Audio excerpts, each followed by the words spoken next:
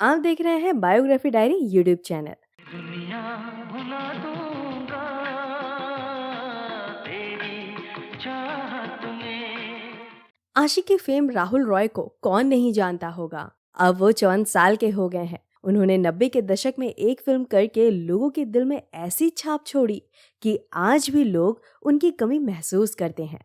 रातों रात सुपरस्टार बने राहुल रॉय की किस्मत ने उनका साथ ऐसा छोड़ा कि वो दोबारा कामयाब नहीं हो पाए। लाइन से उनकी फिल्में पिटने लगी थी। हालांकि एक वक्त आया था जब डूबते को तिनके का सहारा मिला था। वो थी फिल्म जुनून। ये उनकी दूसरी हिट साबित हुई थी। और आज हम आपको राहुल रॉय की लाइफ और करियर से जुड़ी कुछ अनकही बातें बताने जा रहे हैं। दरअसल राहुल रॉय की मां इंदिरा रॉय मैगजीन में कॉलम लिखा करती थी। एक दिन ऐसे ही उनसे किसी काम के लिए फिल्म डायरेक्टर महेश भट्ट मिलने उनके घर पहुंचे थे। ड्राइंग रूम में दोनों बैठे थे, तभी उनकी नजर राहुल रॉय की फोटो पर गई जो दीवार पर टंगी हुई थी। अब राहुल दिखने में तो थे ही अच्छे। महेश भट्ट ने पूछ लिया कि ये कौन है। तब इंदिरा ने बताया कि उनका बेटा है। महेश भट्ट को राहुल इतने पसंद आए कि उन्होंने उनको लॉन्च करने का मन बना लिया। फिर उन्होंने इंदिरा से पूछा कि राहुल क्या करते हैं, तो उन्होंने बताया कि वो मॉडलिंग करते हैं। इतना सुनते ही वो बोल पड़े कि इन्हें वो जल्द ही फिल्मों में लाएंगे, और ऐसा उन्होंने जल्द कर भी दिया। 20 मिनट की इस मुलाकात से राहुल को फिल्म ऑफर हुई। 1990 में आशिकी से राहुल ने डेब्यू किया और वो रातों रात स्टार बन गए। राहुल रॉय को अपनी डेब्यू फिल्म से जो सफलता हाथ लगी वो उनको बाकी किसी फिल्मों से नहीं लगी।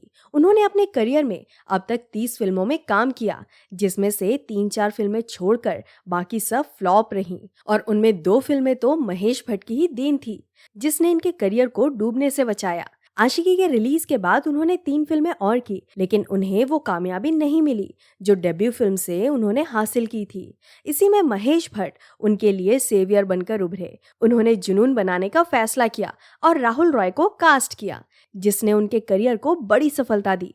बता दें कि ये 1981 में एक Hollywood film I, an American werewolf in London का हिंदी रीमेक थी, जिसमें राहुल रॉय इंसान से एक बाघ बन जाते थे। राहुल रॉय के आशिकी हिट होने के बाद वो सुपरस्टार तो बन गए और फिल्म कई महीनों तक थिएटर में हाउसफुल चलती रही। लेकिन करीब 6 महीने तक एक्टर घर में खाली बैठे रहे। लेकिन फिर समय ने पलटी खाई और अचानक से उनको 1-2 नहीं बल्कि कुल 60 फिल्मों का ऑफर मिला था। हालांकि एक्टर ने उनमें से 49 फिल्में साइन की थी और 3-4 फिल्में साथ में शूट किया करते थे। लेकिन समय मैनेज ना कर पाने की वजह से उन्होंने 21 प्रोड्यूसर के पैसे वापस कर दिए। उन्होंने एक साथ इतनी फिल्में इसलिए साइन कर ली थी क्योंकि उनको डर था कि कहीं फिर से उनको खाली ना बैठना पड़ जाए। राहुल रॉय ने कई फिल्में की। इनमें से जानम, फिर तेरी याद आई, गुमराह, सपने साजन के और मझधार जैसी फिल्में शामिल थीं। हालांकि सभी अपना जलवा नहीं बिखेर सकी। राहुल ने श्रीदेवी के साथ, रवीना टंडन, शिल्पा शेट्टी और करिश्मा कपूर के साथ और 3 फिल्में पूजा भट्ट के साथ भी की थी, लेकिन सब बॉक्स ऑफिस पर पूरी तरह पिट गई। राहुल रॉय ने अपनी फिल्मों में स्थिति देखते हुए बिग बॉस का हिस्सा बनने का फैसला किया। सीजन 1 में वो आए और विनर बने, लेकिन उससे उनके करियर में कुछ इजाफा नहीं हुआ। उन्होंने एक इंटरव्यू में बताया था कि इंडस्ट्री में वो स्टार और एक्टर बनने के लिए आए थे, लेकिन 30 साल के होने पर उन्होंने शादी का फैसला किया और फैमिली पर ध्यान देने का सोचा। उनका कहना था कि उस वक्त उनकी फिल्में भी सही काम नहीं कर रही थी और वो एक जैसे ही रोल कर रहे थे, जिससे उनके करियर की ग्रोथ रुक गई थी।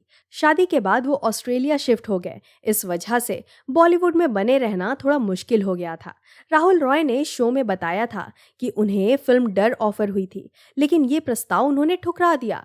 उन्होंने कहा कि जब यश चोपड़ा ने उन्हें कॉल करके नरेशन सुनाया था, तब उनके पास पहले से ही कई फिल्में थी जिस पर काम चल रहा था। उनकी डेट्स के लिए मेकर्स में लड़ाइयाँ हो रही थीं। उन्होंने बताया फिल्म में राहुल का किरदार उनको ही ध्यान में रख कर लिया गया था। उनका कहना था कि उस रोल को मना करने का अफसोस उन्हें आज भी है। दुनिया भुला दूंगा तेरी चाहत में। खैर, ये मूवी वाकई में बहुत हिट थी और गाने भी बहुत अच्छे थे। अगर आप लोगों ने ये मूवी देखी है और इसके गाने आपको भी पसंद है तो हमें कमेंट में ज़रूर बताइएगा, और वीडियो पसंद आई है तो लाइक ज़रूर कर दीजिएगा।